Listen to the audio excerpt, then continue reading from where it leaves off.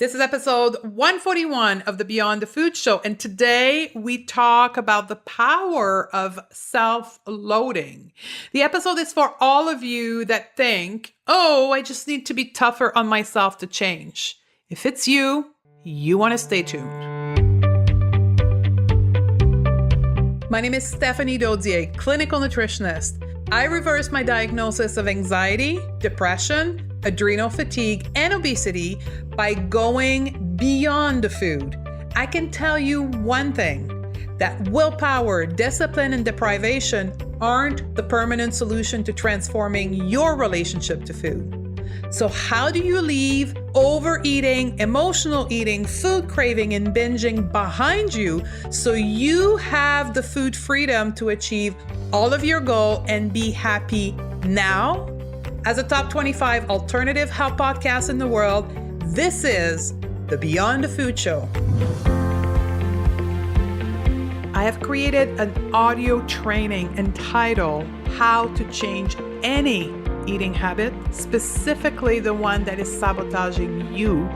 3 strategies to create the consistency and confidence you need to change your eating habit without willpower or discipline. I did this in order to help women like yourself engage with food in a completely different perspective so that they stop craving, overeating, binging, and using food to feel better. You can put an end to the cycle of frustration, the all or nothing mindset, and shame towards your own body and become a motivated, consistent, focused, and self-loving version of yourself. This free audio training is about the why we eat, how we eat, so that the what we eat can be easy, effortless, and pleasurable. So if you are ready to step into the new version of yourself so that you can change how you interact with food, head over to stephaniedodier.com/training right now. Hey ladies, this is me, Stephanie, and today is all about self-hatred, self-loading, the concept of self-punishment to achieve, to motivate yourself towards behavior change. And maybe it's about food behavior change, maybe it's about weight.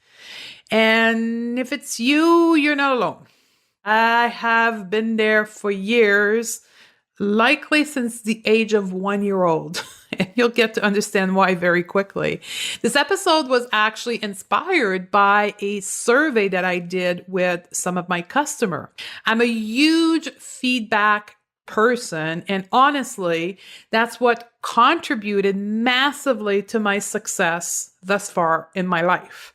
Personal success and work success. Corporately, I was a huge proponent of feedback, employee survey, customer feedback, having mentor and coaches. And honestly, that to me is the only way we get better is by being pointed out what we're doing well and what we need to do better. And in fact, that's why I love podcast reviews. And I'm going to share one with you. It's been a while since I shared some review, but I want you to know that it has a tremendous impact on how I create this content, why I create it, because I listen to what you're saying to me. So here's this one that recently came in, and it's very similar to a lot of comments lately. People who are saying they just discovered your podcast. And this particular lady says, I have been binge listening. Your series, your advice, every episode hits me and touches me. You guide us through the web of perfectionism, the struggle of control, self-love, etc.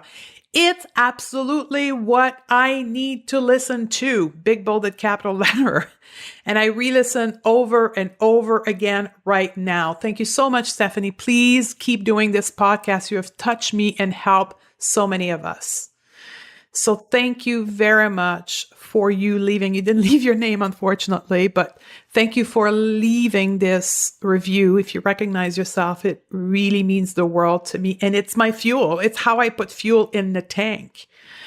So I'm a huge believer in feedback and in coaching. And so anyway, I did this survey in my business and I asked my customer, what is the number one reason why you did not register for the Beyond the Food Academy, right? I had a couple of hundreds, I think I had 300 or 400 people who had raised their hand to say they needed help, but they weren't in a position or weren't willing to join the academy. So I asked them why. And you know what the second most popular reason came?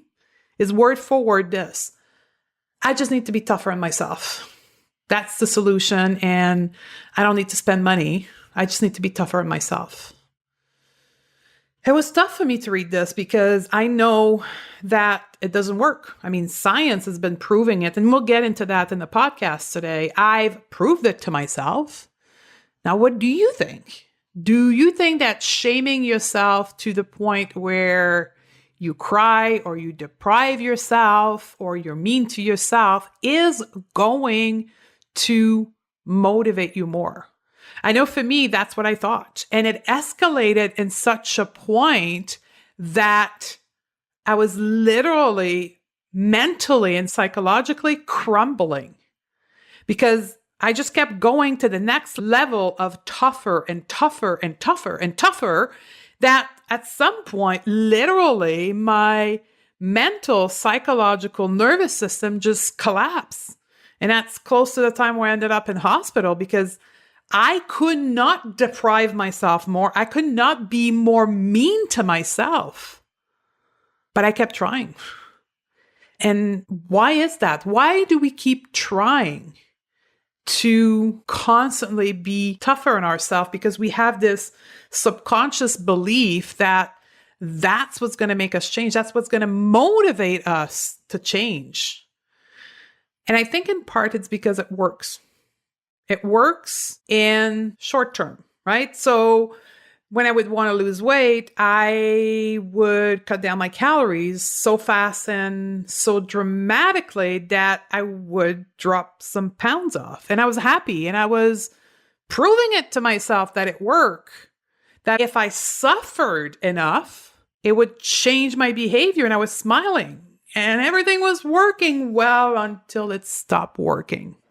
And then I became really frustrated, almost enraged that my body was doing this to me, that I was so good and so tough on myself, and all of a sudden it wasn't working.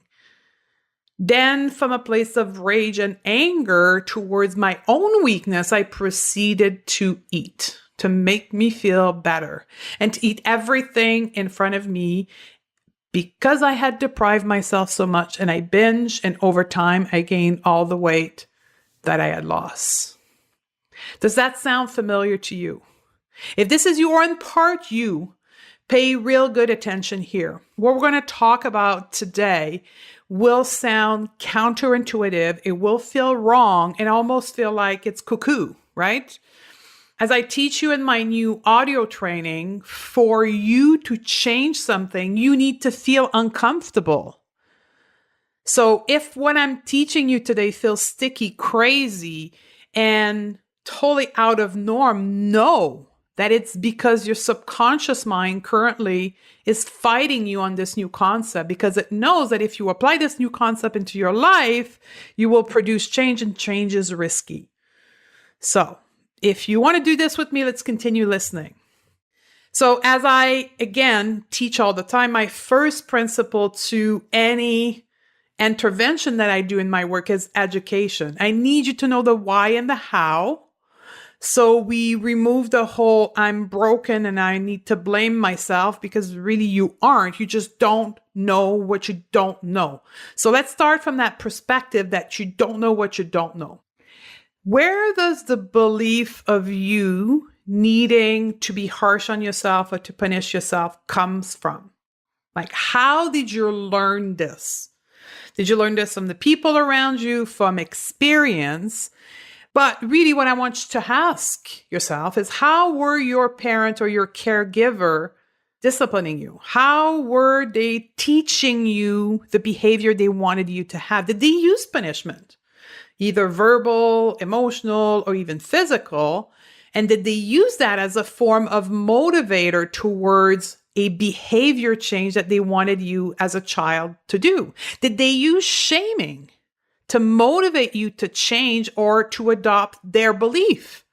And as you got older, the whole belief beyond behavior became really important. And did they use shaming because they couldn't use physical punishment? Did they use shaming instead? Did they say things like, just do what I say and stop asking questions, just obey, you're just stupid, or call you other name?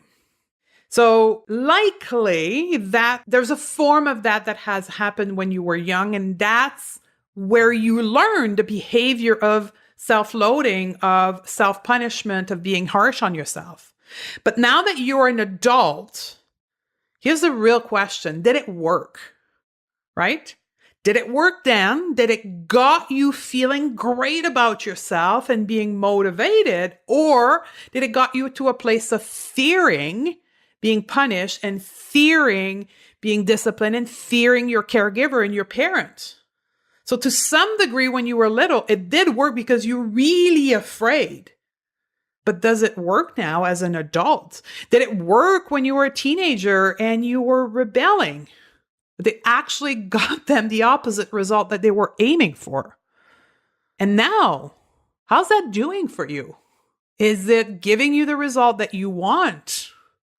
Is it making you feel awesome and happy and joyful about life?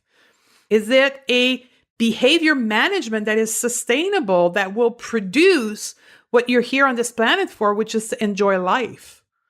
That's what you have to ask yourself. And no one else can do this work but for you to be honest with yourself.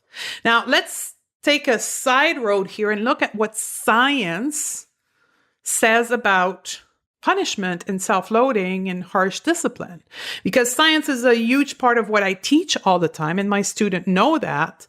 Even with my work with emotion, I want to back it up with science. So when we look at the science of self-loathing, there's one particular author that I really love. And it's an author and a researcher in the realm of shaming. So if you've downloaded my new audio training, you heard me talk about Brené Brown. Maybe you know her. She wrote 4 New York Times bestseller. And here's what she says about self-loathing. Self-loathing and self-criticism don't drive courageous behavior. They keep us small and quiet. It does 0 in driving change. Beating yourself up just leaves you beat up. It doesn't make you braver. In her study around self-loathing, she asked women if they were hard on themselves to drive behavior and when they were upset or did something they didn't like. 52% of the women in her research admitted to using self-loathing and being hard on themselves. 52%. And I venture to say that in this circle of people we are here listening to this podcast is way higher than that. Based on my student, it's typically 90% of my students who use self-loathing, judgment, shaming, and punishment in hope of behavior change. So there's another study that was done to determine the impact of social comparison, shaming, self-criticism, and its impact on eating behavior. So basically, they took a bunch of women in a weight management program, 2,200 women, which is pretty high number when it comes to behavioral change studies. The data to that particular study is in the show notes, Stephanie Dodier/141 for my ladies that are left brain. And here's the results of it. Shame, self-criticism, and perception of inferiority may play a significant role in self-regulation of eating behavior in overweight people trying to manage their weight. What does that mean is that the shaming, the punishment, the self-criticism we impose to ourselves drives up the behavior of emotional eating. That is my observation in all of my program. That and body shaming, body image is a huge trigger for emotional eating. But here's what the research says. On the other hand, the ability to reassure and soothe oneself may potentially protect against weight-related negative affectivity and difficulty in regulating eating behavior. So if we can be compassionate and soothing towards ourselves, being accepting, we may regulate our emotion without the intervention of food. Crazy, right? Here's another bit of research here for all of you who are doubting that being harsh on yourself is not working. Kristen Neff, which Dr. Neff, I quoted her work in prior podcasts, podcast 120 as an example on self-compassion, has done many studies on the impact of self-compassion. And she notes that trying to be hard on yourself, the hardcore approach, leads to anxiety. Ladies, we create in part our own anxiety. Crazy, right? It triggers self-sabotaging behavior. It triggers worrying, leading to chronic stress, to cortisol, to fat storage hormone, to food craving. Stress is not only external, we impose ourselves stress by our thoughts. And if we have this attitude that self-criticism and self-shaming is the way to go to change our behavior, we are constantly aggressing ourselves with our thought, causing us to emotionally eat, to worry, and to stress. I hope some of you have their come to Jesus moment or their Yoda moment right now, because I had mine. And I no longer practice this because clearly it didn't work for me. I ended up in hospital, and clearly the science is very drastically clear that self-hatred, self-loathing, fear is not the way to go. So again, I am asking you to be really honest with yourself. Look back. Are you practicing that on your own self and hoping that your behavior doesn't work? Can you admit that it doesn't work? So if you can, the first step for you is actually to go and download the new audio training, because we talk about that right now. It's a 1 full hour of training. So absolutely urge you to go and get your free copy right now and answer and do all the exercise inside the audio training to come to another solution than self-punishment and self-loathing. So beyond what's in the audio training, what can we do? It's so simple, so easy, yet so difficult to accept. Motivation with positive thoughts instead of negative thoughts towards yourself. Positive reinforcement. Simple as that. Switching from harsh, negative reinforcement to positive reinforcement. Reinforcing the good behavior, celebrating your wins, being grateful for the right choices, the right action. Be present with that right choices. Be inquisitive as to what motivated you to make that right choice. Celebrate.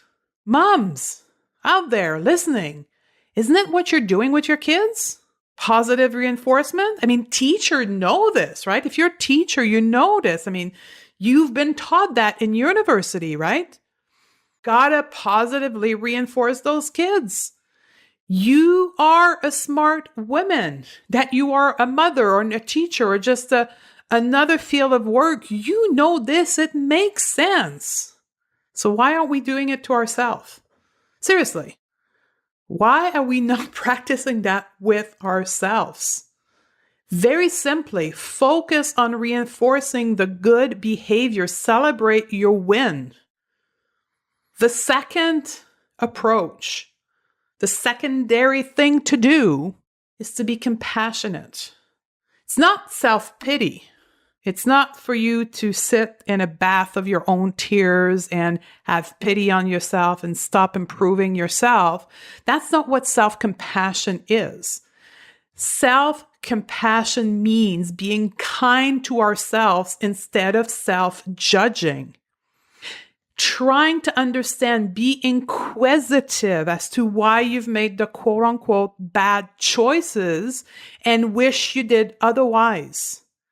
Be kind with that choice, with you making that choice. Acknowledge that you are a human, and humans are not perfect all the time. Go back to podcast 120 if you're having difficulty with that concept of self-compassion. But be self-compassionate when you make a quote-unquote bad choice, and celebrate when you make a good one, and really celebrate it so your brain, your subconscious mind starts rewiring, because human beings are wired to seek pleasure. So if you are really, truly, honestly celebrating your good behavior, at some point your brain will seek more celebration and reinforcement. And if you stop being so harsh on yourself, you won't feel anxious and worried and shameful all the time, and you'll be able to focus on the positivity. So here's the key. Number one, and I'm going to repeat it again until you cannot hear it from me anymore, go and download the new audio training.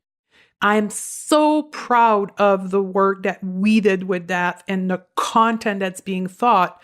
It's a 1-hour class of me being in your ear, teaching you new ways of looking at your mindset and your food behavior. So go ahead, download that. Second, start celebrating your win. Focus on the positive. If you cannot find self-compassion yet, at least listen to podcast 120 and start accepting that maybe that's a possibility, but at least focus on the positive and celebrate when you do things well. So there you have it, ladies. I hope I have given you at least a different perspective and maybe motivated you to change your behavior change management tool that you're currently using to move from self-loathing punishment to celebrating your win and self-compassion. Remember to share this information with other ladies in your life that are in need of this information. Share this podcast directly from your listening device. Share the show notes, send them an email. Get this information out there. Leave me a review. Be one of the reviews that I can read and be fueled by. I would really appreciate that. We have a great show coming up. The next podcast coming to you will be an interview from a friend of mine that is really inspiring. We are going to talk to a sister of ours that for years and years has shamed her body, both because of her weight and because of severe skin issue. And she came out of this. We're going to listen to her story, how she did it, what she implemented in her life to move from severe body shaming to body neutrality, and what we can learn from her story. It is super inspirational. I had goosebumps the whole time I recorded the interview. My friend name is Christina Kerp from Castaway Kitchen, and I'm super proud to be able to bring that to you on the next podcast. I love you, and I look forward to hang out with you on the next episode. My first diet was at 14 years old. I spent years trying to figure out what was the right diet for me, the right quantity of food to eat, when to eat it. What's worse is that I was seeing the same in my patients. I struggled with craving, overeating unhealthy food, emotional eating, and binging no matter what diet I was on. keto, paleo, organic, whole food, nothing was stopping it. No one spoke about struggling, and I felt so alone and broken. And you may be feeling the same. Maybe you're thinking the more restriction has to be the solution. If only I could be tougher with myself, I wouldn't crave and have those urges. And if it doesn't stop right now, where are you going to end up? You see, what most struggling women never ever realize is that your relationship to food is simply a reflection to your relationship with yourself. Sadly, most people rely on outdated strategy like restriction, dieting, willpower, and discipline, and they think that is the solution. Things like black and white mindset, diet pills, or cheat days to control their urges. But you and I both know that being a normal eater is nothing but that. So that's why I want to peel back the curtain and show you exactly how I have changed my relationship to food and how I teach my student to stop overeating, binging, and emotional eating to move to food freedom. And quite frankly, it's different from anything you've ever heard before. I have created an audio training program entitled How to Change Any Eating Habit, specifically the one that is sabotaging you. And inside of that training, I'll show you the 3 strategies that I use and that I teach that create consistency and confidence that you need to change your eating habit without willpower and discipline. Plus, I'll coach you on specific exercise you need to do in order to implement these strategies successfully in your own life. In order to help women like yourself engage with food in a completely different perspective so that you can stop craving, overeating, binging, and using food to feel better. So if you are ready to step into a new version of yourself that can change permanently the relationship to food that you have right now, head over to stephaniedodier.com/training. And I'll see you on the other side.